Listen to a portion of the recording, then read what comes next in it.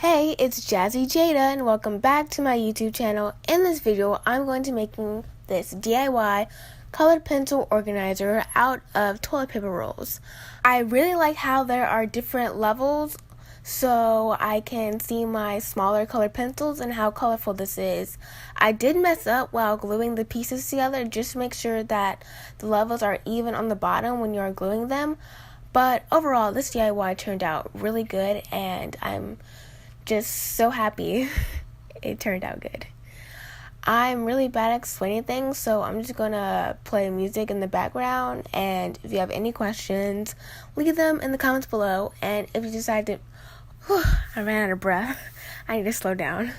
Anyways, if you decide to make this, use the hashtag #LookJazzyJada to get a shout out. And that goes with any of my videos, by the way. So keep watching to find out how to make this, and I'll see you in my next video. Bye!